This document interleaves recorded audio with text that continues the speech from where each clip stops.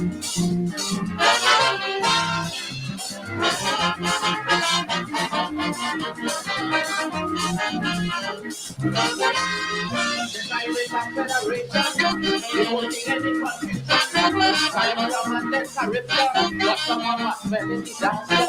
the West Indian politician, I mean you went to big institution, and how come you can't unite 7 million? When a West Indian unity, I know it's very easy. If you only rap to your people and tell them like which them is one race from the same place that make the same trip on the same ship. So we must push one common intention. It's for a better life in the region. For the woman and the children. That must be the ambition of the Caribbean and the Caribbean and the Caribbean.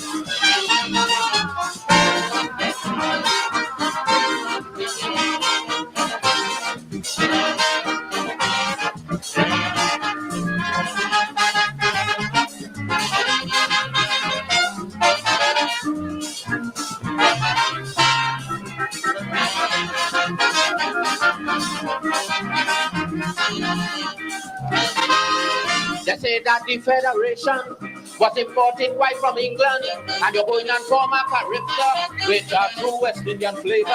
But it's that just started running, morning, noon, and night, all I hear it. It's just money speech that Prime Minister's giving.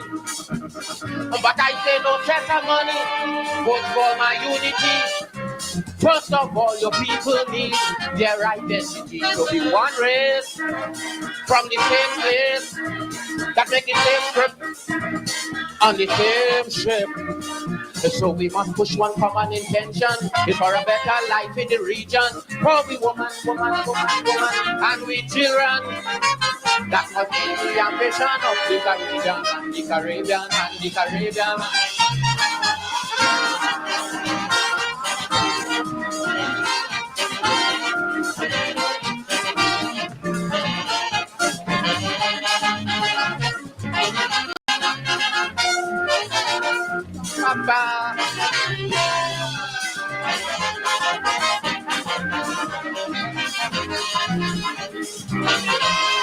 CARICOM is wasting time.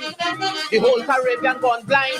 If you don't know from where you're coming, then you can't plan where you're going. That's why some want to be communist, rather some want to be socialist, and one set a religion to add to the foolishness.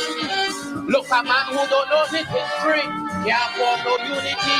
Tell me how could a man who don't know his roots form his own ideology? One race from the same place that make the same trip on the same ship. So we must push one common intention before a better life in the region. For we woman, and we children. That's what we the ambition of the Caribbean, the Caribbean.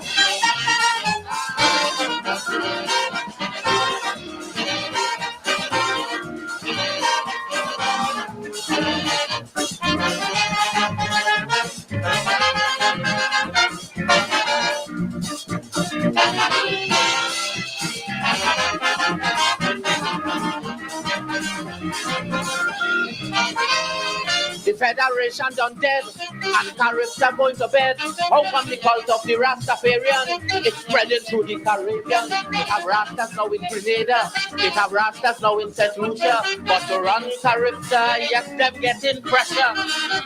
If the Rastafari movement spreading and Caribs are dying slow, then it's something them Rastas done that them politicians don't know. Look, it's one race from the same place that make the same trip on the same ship. So they pushing one common intention for a better life in the region. For the woman, and their children. That's what we do, ambition. Yes,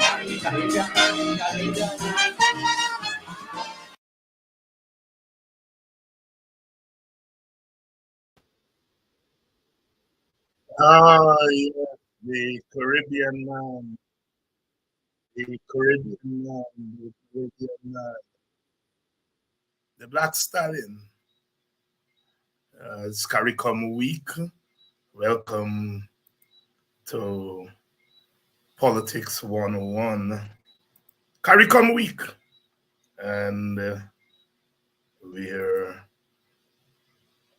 reflecting on our Caribbean, where we've been, where we're going. Guyana is, of course, part of the wider Caribbean, Caribbean. And so we are celebrating 50 years of our CARICOM. It's 50 years, it's a long time. I can understand the very people who taught me. You must be from Jamaica. The very people who taught me that if at first you don't succeed, try and try again, boy. You will succeed at last. Isn't that what I said? Well, they made one attempt at federating. It didn't work. Maybe it wasn't such a good idea, I don't know. But the fact of the matter is they made one attempt. Never tried again. Never gave a chance to see, well, if, Trinidad could keep the oil and they could keep the bauxite and things. They want the oil, and Dr. William gave them a kind of fuzzy mat according to George Bush. Fuzzy mats, 1 from 10. Federation, ladies and gentlemen.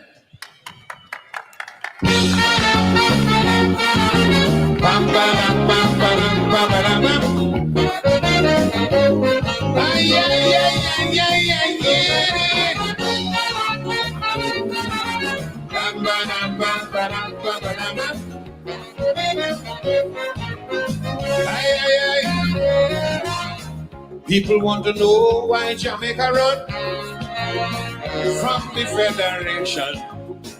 Yes, they want to know why Jamaica run away from the Federation.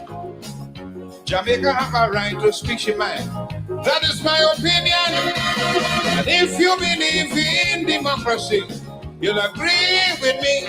But they know they didn't want federation. And they know they didn't want to unite as one. Independence was at the door. Why did they speak before? This is no time to say you are federated. Oh, oi, oi, oi.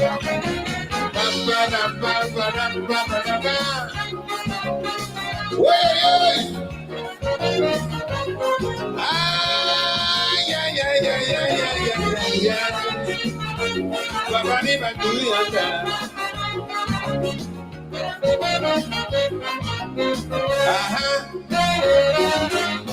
When they didn't get the capital site, that nearly caused big fight.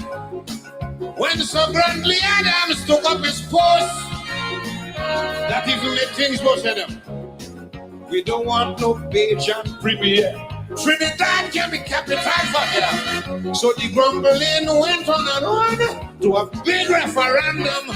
But if they know, they didn't want federation. And they know they didn't want to unite as one. Tell the doctor you're not in favor.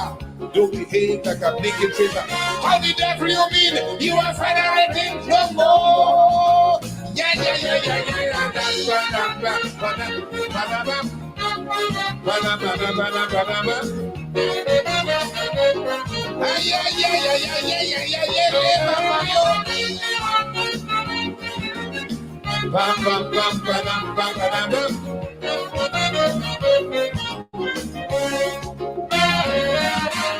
Sorry, but no federation again. I think it's a big shame. After so much effort and energy put by everybody, right now it's only a memory. We failed miserably. Some may say we shouldn't help party, but the Jamaica West started. If they know, they didn't want federation. And they know they didn't want to unite as one. Tell the doctor. Tell me, doctor, you're not in favor. Don't behave like a bigot. This is no time to say you are federating no more. Are you too?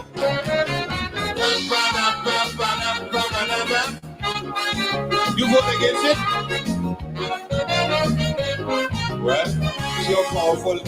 It's your powerful over there.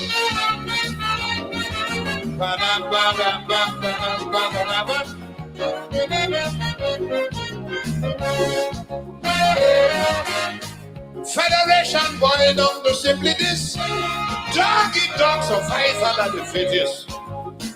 Everybody fighting for independence, singularly Trinidad too, for instance. Well, we get it too, so don't bother. But I find we should all be together, not separated as we are, because of Jamaica. If they know, they didn't want federation. And they know they didn't want to unite as one. Tell the doctor. Tell the doctor you're not in favor. Don't behave like a blasted paper. This is no time to say you are federating no more. Outside my head.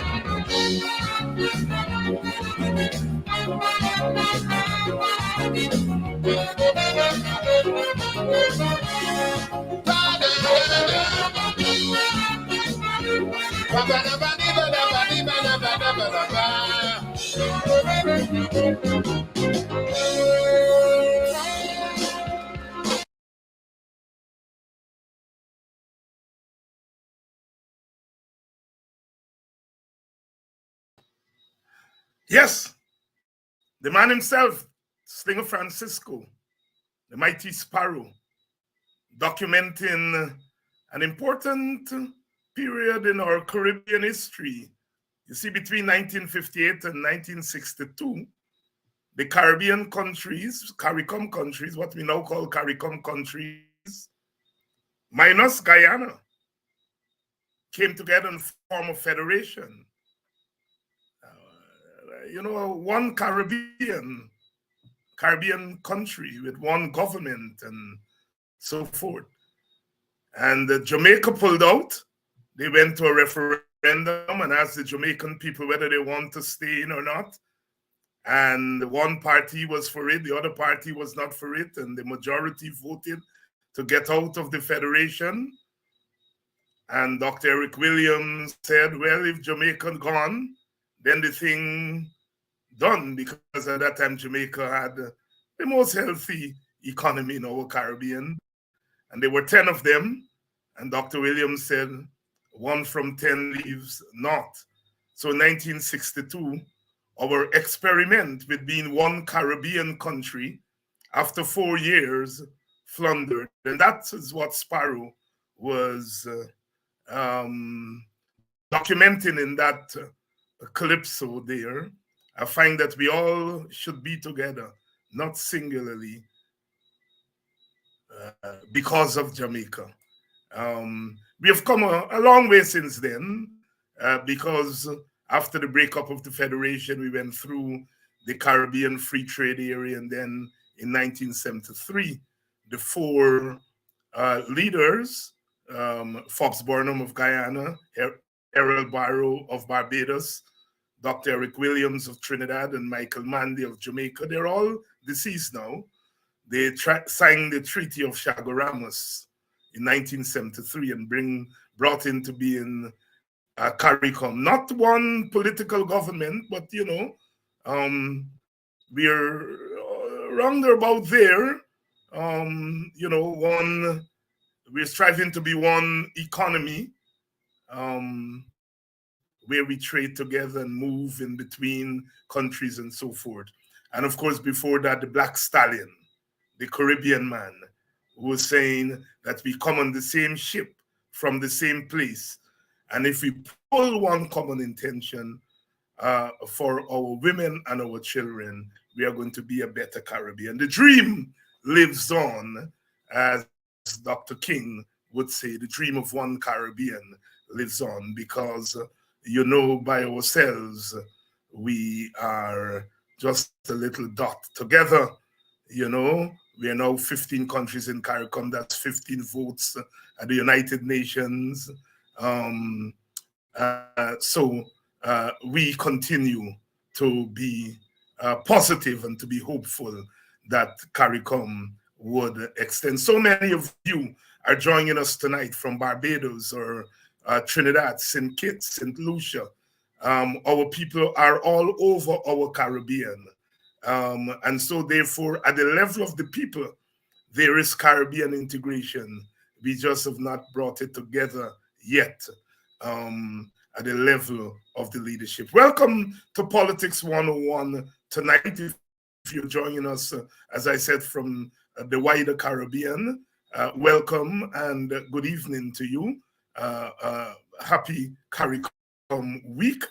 And of course, if you're joining us from further afield in North America or Europe, or just across the border here in Suriname and French Guyana, welcome to Politics 101. We're going to have Dr. Henry Jeffrey on tonight. And as we come on here, all of you would have heard the news, not unexpected, that the Director of Public Prosecutions, the police sent back that file to her this morning. And by this afternoon, she sent back the file advising that there should not be any charge of rape against the Minister of Government. You all know the story that a few days ago, the young lady allegedly signed a statement advising that she does not want to continue. Some experts had argued that notwithstanding that statement, the DPP could still bring a charge against the minister. Well, we now know the DPP has not brought that charge. There we have it. It's Guyana. It's our Guyana. And, Jeffrey and I have been saying over and over again, what happened in 2020 has consequences. Regime change is not a 3-cent thing. Dr. Jeffrey's going to be on here. He always says, the PPP is not going to lose one vote as a result of this action. One vote as a result of this action. Oh, what a tangled web we weave. Well, the Secretary of State of the United States is going to be visiting on the 6th. I think that is Thursday. And it's a little bit of history because it's the first time in my memory that a Caribbean country, a CARICOM country, has had a visit or 2 visits within 3 years from the Secretary of State of the United States of America. Remember Pompeo, then Secretary of State under Trump, came here immediately after the 2020 election. And now we have Secretary Blinken coming in less than 3 years. You all would know that I've mentioned over and over again that, as I can remember it, the one time I remember the Secretary of State visiting a Caribbean country was when Henry Kissinger, then Secretary of State of the United States under Gerald Ford, visited Jamaica to deliver a message from the American government to Jamaica to stop being friendly with Fidel Castro and to remove a levy that Jamaica put on its bauxite. And that was the last time I can remember Secretary of State visited Jamaica. And shortly after that, there was regime change in Jamaica, as you remember it. Michael Manley pushing back. Now our Guyana, twice in 3 years. So we're going to be talking about this development with Dharam Lal, the minister, and then we're going to be talking about that visit by the U.S. Secretary of State.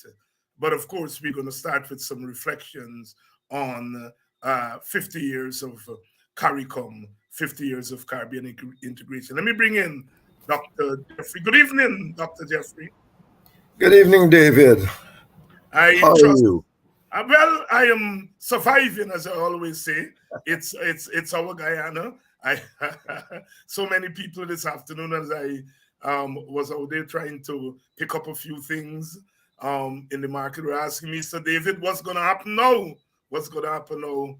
And I couldn't give them an answer.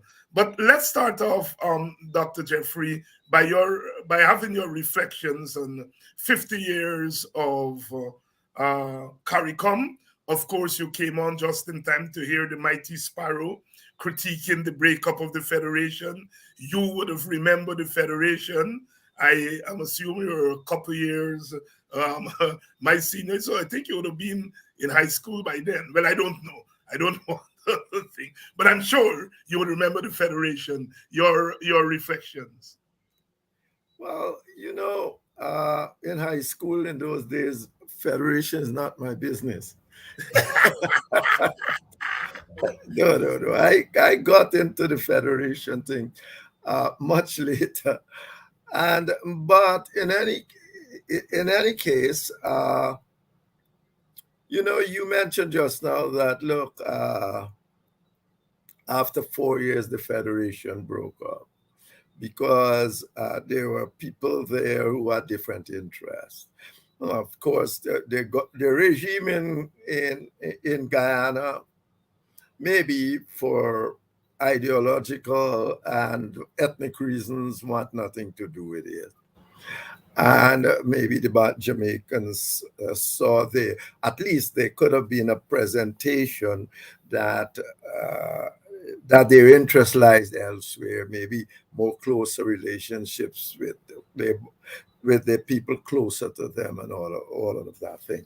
But you know that the British has been in the European community for long. Since when? Since the 60s? Yes, and in the 50s. Brexit and they come out. I mean, maybe the time they were in there solidified the others, and they didn't cause a breakup. And I have a nasty feeling that there are a lot of people in England today who are regretting that very move. But as you also said, the feeling around that time was that regionalism was important. You had to expand your market. Although the market would only have been, even then, if everybody had come together, about 6 million people right at best. But you see, we had a cultural relationship. I think that must be the most important thing in all of that. We feel Caribbean when we walk. When you go to these countries, you feel that you have not left home, in Guyana, and you feel you're among the people. But the markets were very important. The question was, if you don't come around, your market would not be large enough. You can't expand. You can't reach the optimal size to make profits and so on. And the result was that we went to Carifta. What the year you mentioned there just now? Carifta was 67. 67. Yeah, they started. The proposal was 65, and then they got. Yes, right, 65. Yes. Yeah, they got to in this 67, and finally we got to the common market in 1973. In the meantime, there was, I think, the most successful thing about our relationships has been the kind of functional relationships. But there have been, some of them have been there, like cricket and the Western UW had been there long before even certainly before the Federation. Right. Cricket was 1928, UW 1947. Yes. cricket was there since the 19th century, the Yes. West, so, and so those things have demonstrated to, at least to me, that functional cooperation has its place. And since the CARICOM came into being, we have had good, efforts to have movement of people, to have cross-border insurance for workers, and all of those things. So I am quite, as I said, for me, it's the cultural relation that's paramount. Globalization came into being. I know that Forbes Border made up this statement up there when they were going to do the come together in the community, but about unity and all of that. And I have a feeling that when he was talking about it's impossible to survive without that kind of a unity. Most of the time, at that time, people, vision was in terms of the economics, but then came globalization. And globalization meant essentially that if you're really going to survive, nobody is going to use tariffs and all of that thing to keep your products afloat. Your companies will have to meet world standards to survive. And as a result of which, it became the community, from an economic standpoint, becomes something of a training ground for our companies in the region to get to that world standard, to get somewhere. And I think it is doing that job. You have to get to a certain standard. We have Guyana as benefit from the sugar tariffs and all that, rice tariffs. Sometimes when people tell me about, we're in CARICOM, I said, CARICOM has been buying your rice at all sorts and sugar at all sorts of prices. I suppose if they go on the market, you are producing sugar at something like nearly, what are we producing sugar at 18 to 15, 17, 18 maybe. We are producing at 40 cents a pound.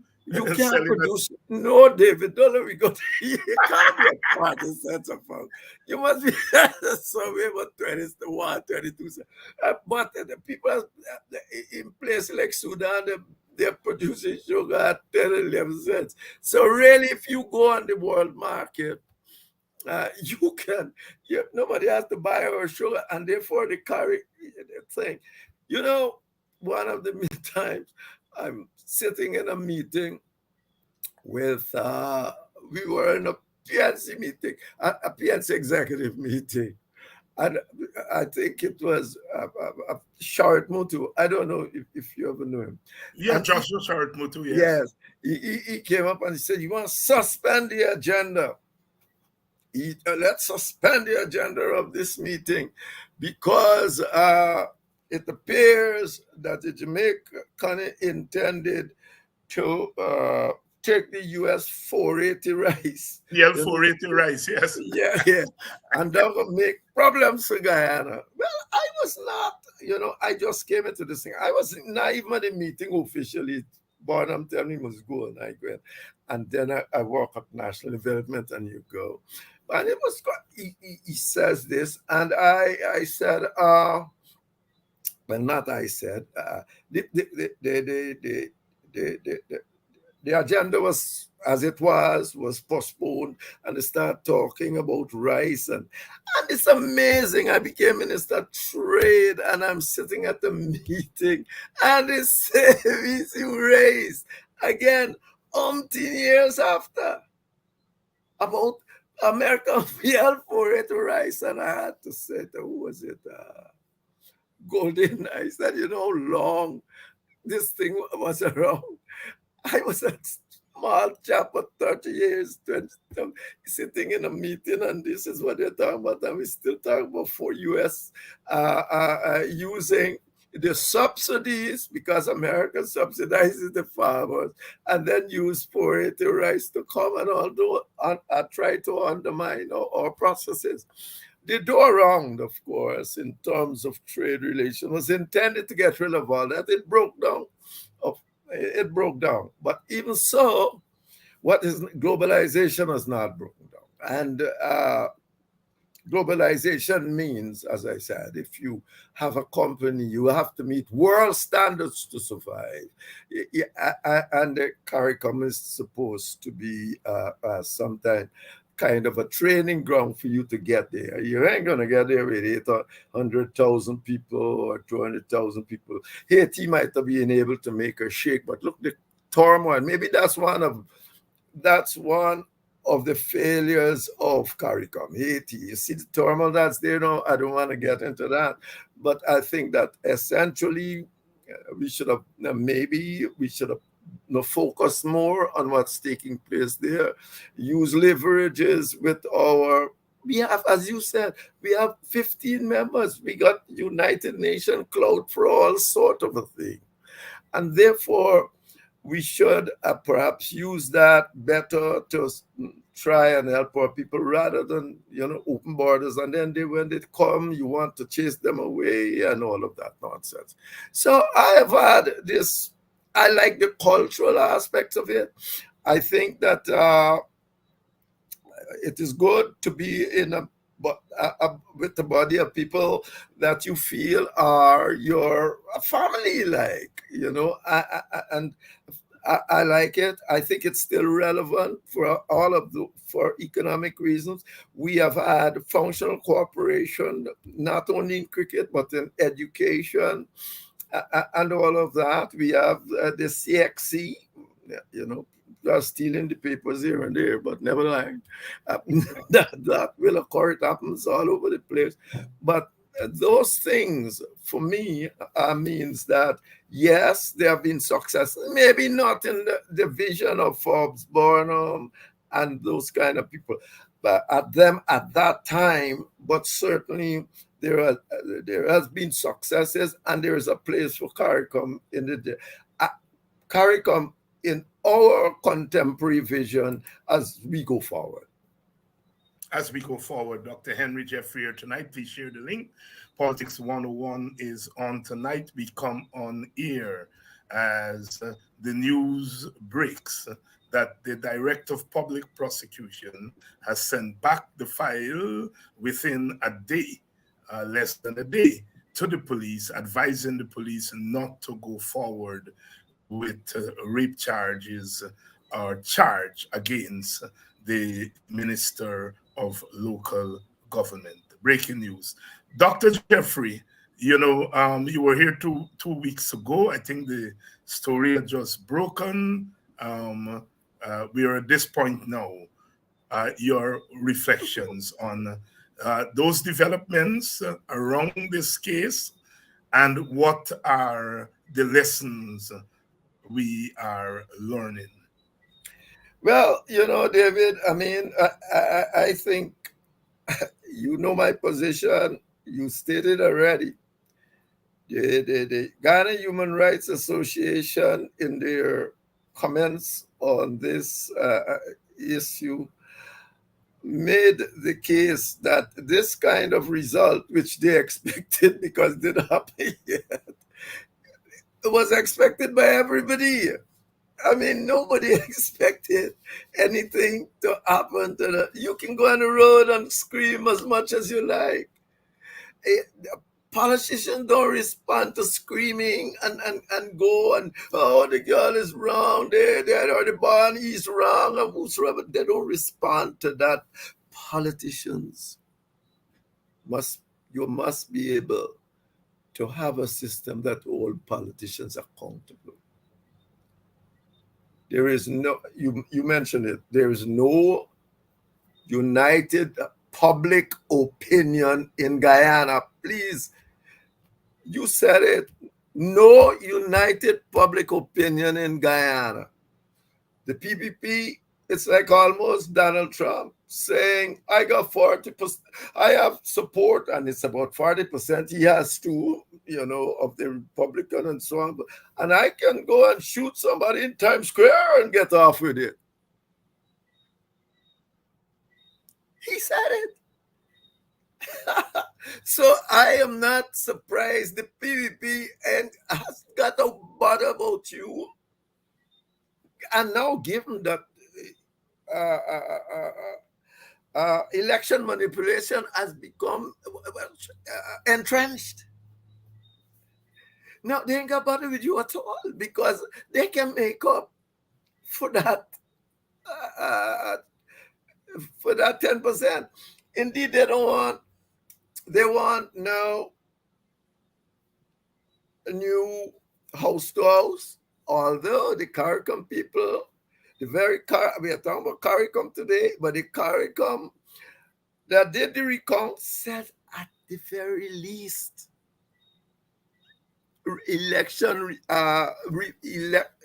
reform must have a new house-to-house registration. Where is CARICOM?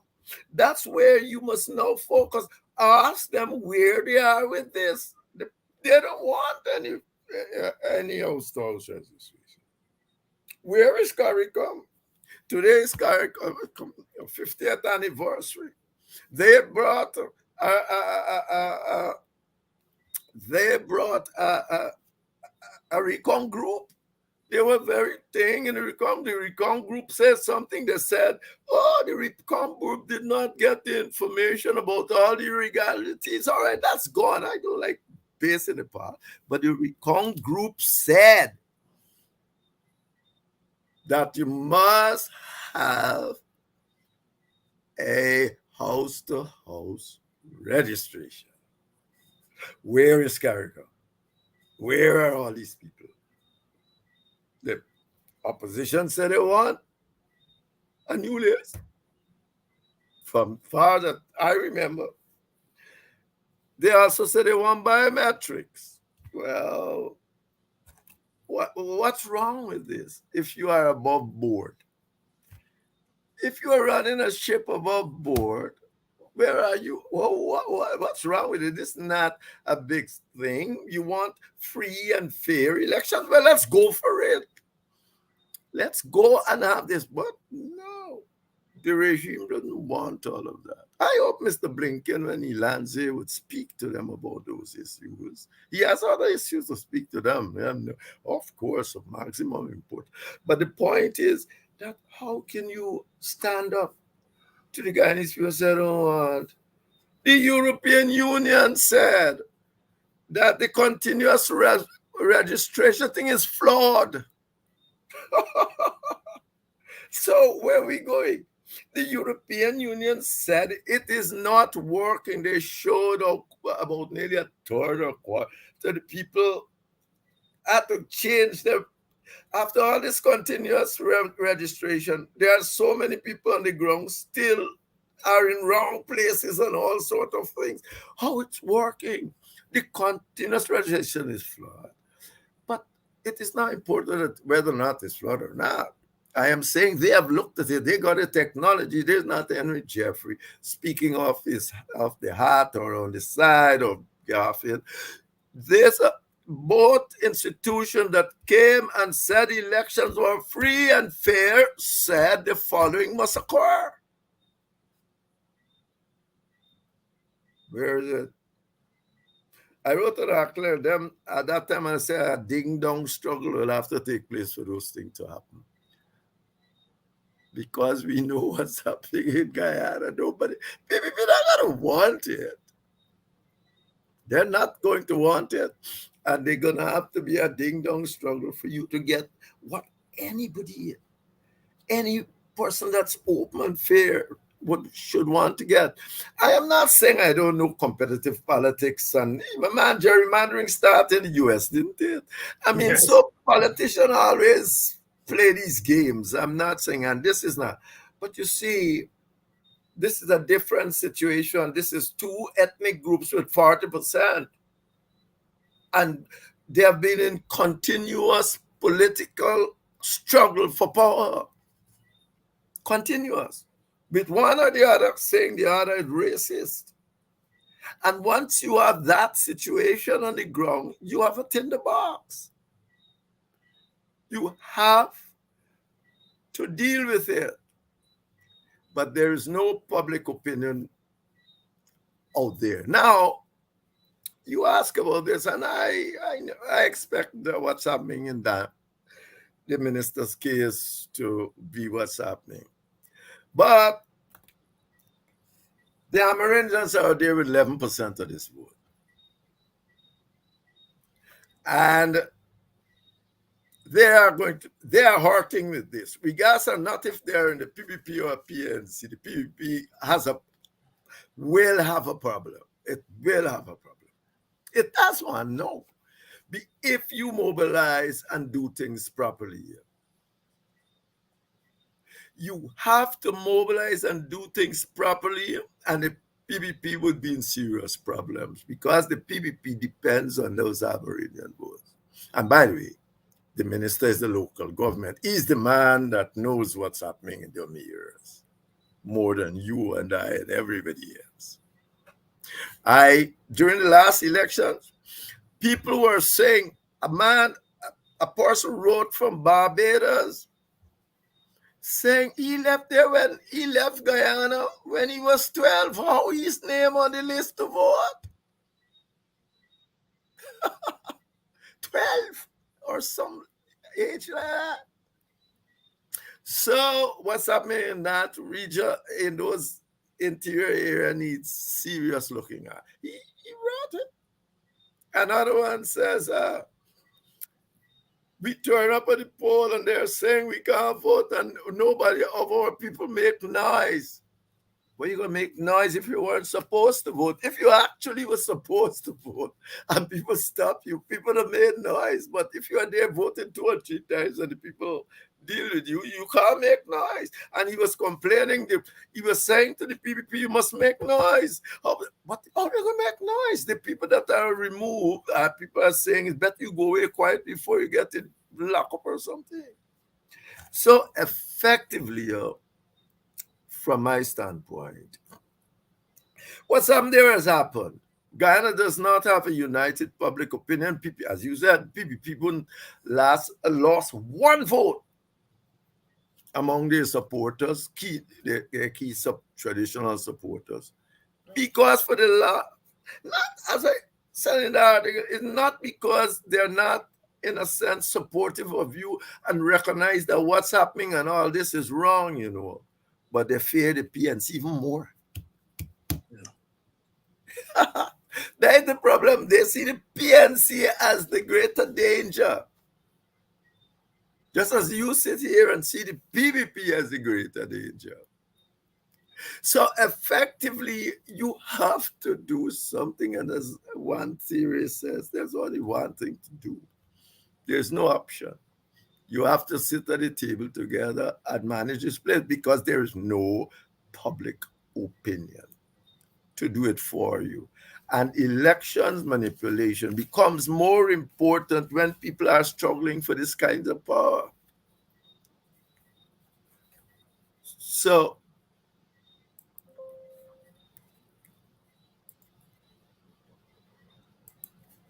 David, that's my position on this issue.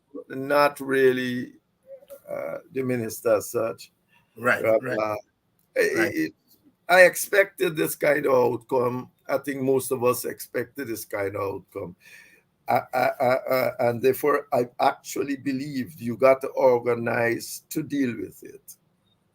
And this is not a one-sided thing. It's Guyana.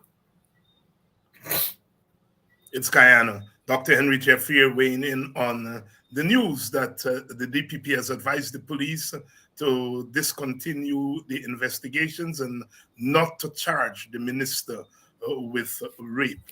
And as you noticed, Dr. Jeffrey went quickly to the structure of our society, the political implications. He didn't spend much time, as I've been trying to do on this program, not much time on the minister and the charges, but what is it telling us about our politics? And it's really saying that we are up against it. The society is as divided. The people who have come out and have been rallying and protesting, there have been some Amerindian organizations, but mostly it's been African Guyanese and the PNC and other opposition parties. Note. You see, the East Indian organizations have not come on the road. There were a couple of voices in the newspapers, but nothing substantial. We don't have a single public opinion. So even something as horrendous, I refuse to believe that Indian people are not outraged by what happened. I'm sure they are. They're human beings. They got children. They got daughters. They're outraged. But they are not going to move politically. And I think that is the lesson that Dr. Jeffrey is trying to get us to understand here, right? They are not going to move politically against the people. And we have been trying to say that over and over again, and to get our supporters here on this program to get an understanding of where our politics are. Ultimately, there will have to be a political solution, as Dr. Jeffrey has said. And to get that political solution, to get the other side, to get the PPP to come to the table to deal with these fundamental issues, it takes a struggle. It takes a movement, and we've got to realize that. Often some of you would say, oh, well, Dr. Hines, gosh, when you lay out the reality, gosh, it makes us want to pack up and just go home. No, I don't want you to pack up and go home. What we are trying to say to you is that this is a real struggle. The system that you may have in your radar, that is a political system that has checks and balances and fairness, and the system works and so on and so forth. No. If the PPP knew that they would have lost, or 10% of their support base would have reacted negatively against this thing, that man would have been charged long ago. The fact of the matter is that they are not. Dr. Jeffrey asked, where is CARICOM? And I would like to ask him now, where is the United States? And he mentioned that Mr. Blinken is going to visit. The Secretary of State is very powerful. After the president, the vice president, the Speaker of the House, the Secretary of State is 49 in the United States. It's a very important office. And as I said, the Secretary of State visited Guyana a few weeks after the 2020 election. That same Secretary of State himself was very pivotal in putting sanctions against the APNU even before the elections were announced. And he came a couple of weeks after the election. We still don't know about some of the arrangements that were made. You're now hearing coming out of the book that is written and that the contents has been circulating in the newspapers by Mr. Raphael Trotman. You're now hearing of things. People are now, who are in the corridors of power, are now saying, the Americans approach the then coalition government for some arrangements as it relates to Venezuela. And apparently the coalition government did not play ball. Anyhow, Jeffrey, Blinken is coming. What is the significance? We knew why Pompeo came. Why is Blinken coming? You knew why Pompeo came? Tell me. Well, he was involved in the elections. He was involved, and he showed his hand before the elections. So clearly, one can surmise that he came to get his share of whatever the outcomes were. Okay. Regime change. The first thing you learn, regime change 101. Yes. What is the first principle of regime change is contact the opposition. You know that. I mean, the first principle of regime change is Contact the opposition. the opposition, the better of the opposition. Yes. So if you want to change the Ghana regime, you call the opposition. And effectively, if you look at the progress of what took place, you can see something of that nature. Charandas do what he did, the Canadians running about and carrying him out and all that, you can see the process.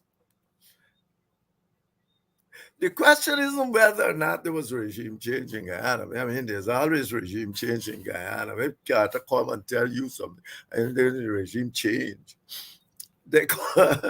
So effectively, the question is why regime change at this point of time. I have my own view, but I wouldn't state it publicly because of view. So that doesn't surprise me in the least that you've had regime change. They talk about Venezuela, America. How many bases America got in South America? What, 30? Yeah, perhaps more than that. Maybe more than that. Yeah. With Guyana, I mean, I don't buy it. If Guyana ask America got satellite, we can do all these things that they're going to come out. If America, you will, let me say it might well be something that I don't know about, and it might well be thing, but I am telling you, I'm not convinced by that talk about you want to put radio. Who wants to put radio anyway? You can get radio. Americans can put something and maybe know what's in your pocket right now. What are we talking about? So effectively, I am not buying that. I think that there are other things, that there are more important things. And in any case, how long the government had to run? Not about 2 years, maybe even 18 months if you said about a call election. Why come there and force them out before they can go into an election? Why? Why spend all the resource to get them out before they can get to an election? You ever think about that? I mean, all these things go through my mind. Right. I mean, I said, hey, these people got 3 more years or 2 more years. If they're not going to give you something, I see that this new regime give them anything. Mm-hmm. If that was the idea, why this? And you had to get me out with such urgency for some base or something, whatever you wanted. At least I see this they got a new regime in place. It can give them up to now. That I don't mean that they had alternative that they could have used, and they had already gone before this new regime came, because the quarrel took nearly 2 years, not or so on. Yes, right. So this thing they are talking, they seem like not very America, too powerful and has too many alternatives to make that a big issue. Anyway. So Mr. Blinken is coming, and he's in the region, and he's dropping in to speak to. They are all now his pals. You didn't see what the president. They're the most strategic and all sort of thing he said today. Our most strategic and something friends. You wouldn't have think so about 2 years ago. Would you? You would have thought the Chinese and everybody else was the strategic. So no, that. But again, I said, I'm not here to jump to conclusion. I'm not jumping to any conclusion. I'm saying that 2 years ago, you were here, but the most valued strategic partner and all those sort of a thing. Well, all right. So my most strategic valued partner is coming. And this same strategic valued partner, the minute you get into power in 2020, told you to change the system you have. On a 2020 Human Rights Report from the State Department, it said change the system from this winner-take-all story you have in there. It's not working. It has not been working for all these years. Change it. and try and put in place an inclusive democracy. Well, I don't know how, I can't see my close and strategic partner coming, who said this to me the first day I got in office. And we ain't got a gaffe about that. We can talk about a whole lot of other things. But that was in the strategic partner, or else the strategic partner itself might have to answer questions about. So when a strategic partner gets there, I think there must be discourses about governance. And the local government election was for the PPP. Now, this is me going off the rail with my imagination. This is not, I have no information to this effect. But the local government election was for the PPP. It said, we have control of the African areas. So we are a multi-racial party in Guyana. But unfortunately, that did not happen. People told them it's not going to happen. The strategic partner told them it's not going to happen. So the strategic partner come to laugh at them. They do everything. They do the most undemocratic thing. They try to buy people on the streets. They make you wear red jersey, like if you're Jews in Nazi Germany, where they used to put the Jews had to wear white stars to them, and they used to pay millions not to have to wear the white star. Largely because people know you are Jews. Once you wear white star, people know you are Jews. That could break up communities, break up families. They went to the extreme and nobody tell them anything, and they did not succeed. PPP don't want no local government election. They've been in power 21 years. They want any local government election. No, it's not important. Stabic News in an editorial last Sunday said they want to control everything. So what they want with local government election? The local government election was intended to send a message to their strategic partner that they now control black people. So how are you going to tell us about anything about get rid of a winner-take-all system? That's my summation. And so now the strategic partner coming to talk about the environment and all of that. That's fine. Those are important issues. But Guyana has been on this pathway for so long, this disastrous pathway for so long. The strategic partner must know, because he got an institutional memory much longer than Guyana. He got many more, maybe brighter people working on this issue. And therefore, I don't see, he's coming here and going to just not ask. Well, you ain't going to say anything because you have COVID-19 not proving your point with the election. You might have to go hide somewhere. But the point is, the people who do it might have to go hide somewhere. But the point is, there must be a discourse. The great, I say this because although you have Americans and they are making these statements, you're not getting anything from the opposition here. Right. They seem to be wanting to do precisely what the PPP did. They seem to want the same system maintained, only they must be in control. And I object to that. I object to that. This country belongs to all of us. No ethnic group got a right to control it, so far as I'm concerned. The situation is such that you must change the winner-takes-all political system. I am not, when I talk against the PPP because of the nonsense they're doing, I'm not here to be no representative of a one ethnic nothing. Guyana belongs to all of us, every one of us.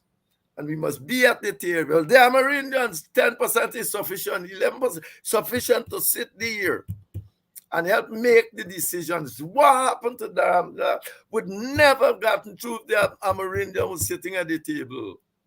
Could not.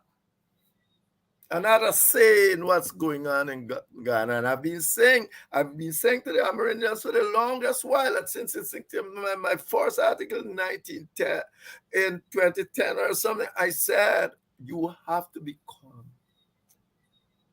a group for yourself. You can't be a group just in yourself. You are a group, but you're broken up all over the place. You got to come a group for yourself. How you explicate that in the society is for you to determine, but you got to become a group for yourself. You can't go make the PVP use you or the PNC use you. You got to go out there. This Guyana, it belongs to everyone. You are 10%, that's sufficient. Indeed, you can hold the balance. Who was this in Price in St. Lucia or one of those islands? Belize. In Belize. With one seat, he became private. You mean, yes. What's his name? In St. Vincent. In St. Vincent? No, I'm saying to you, you got 10% of people out there. If they can get their act together, this should never happen.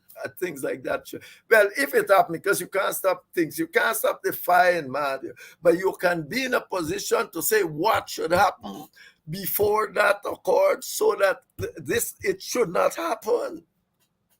And the country and just sit down. All of us in Ghana just sitting down all the time thinking about politics. The politicians don't do nothing else about killing how they don't get to return to power. So even the management, they come out and do all these things about management. Look, the Americans even got quarrel about. And Janet Bolkan, that is, even said that they stole the people land rights and sell it. The environment from the environment. I mean, where are we going? The Americans got so many things that they should be concerned of: fire, rape, your land gone. I mean, what's going on? There are Africans, of course, has land problem with the PPP too. I know normally visit and frequent a place at Plaisance there, and they give the people. Look at the people that have been there for 20 years, some of them, trying to make a living for themselves. Many Africans, 7 days to pack up and go, they got a road. After much protest, the vice president says a bureaucratic mistake. These people were terrible. But guess what? The same government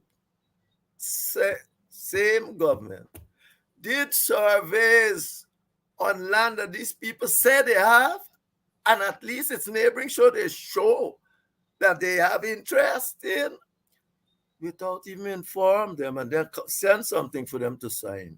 Of course, they are signing. We have to understand what the PPPs are. It wants domination. It wants ethnic dominance. It has got the Indians in its pocket, and he wants all of us in its pocket. It's not going to happen. It's just not going to happen. You don't have a soldier and army force of more than 5,000 people and let what happened, Monrepo, happen. It's you should go. How you gonna make some thugs come and attack your people when you got 5,000 soldiers and army bus? And you know they were coming. It's not that they just come out in the night. You know they were coming down that road. Oh, you got soldiers and army that you got all your friends in and all sorts of places, and you allow that to happen. You can't even. I can't put that to even incompetence. Because if you're incompetent, you don't line up all the soldiers and army and them thugs to take another road. The truth is that they know. Then the next day they know, they shout, these are black people who are thugs, who are terribly and murderous, and Indian people sit there and they say must be true. Not all Indian people, so it's nonsense. But not so them know it's nonsense. But the point is, and then they come next day and they give you a couple $1,000 and they say, look, we are looking after you. We look up. That is what Guyana is. It's a manipulation of ethnic sentiments. And it can't go on like that. if we want to live in a peaceful and progressive country. Now that the oil come, the situation get worse. Anyway, that's my take, David. Dr. Henry Jeffrey here reflecting on the political developments, anticipating the Secretary of State of the United States of America coming here on Thursday. And Jeffrey, of course, as nimble as ever, pointing out that the president said, oh, the United States is our wonderful friend, strategic partner, but your strategic partner tell you you're playing with trouble. You're playing with trouble. And I think that point about the local government election is well taken. And as you all know, I try as much as possible to give you all the big picture.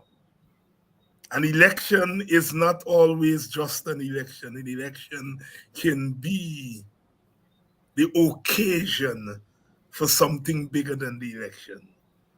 And that logic that Jeffrey pointed out here, that your strategic partner tell you that look, you got to share this power, you got to share the economic pie because you don't control half the population. And your strategic partners come in. Obviously, you wanted to show them that you control more than half the population.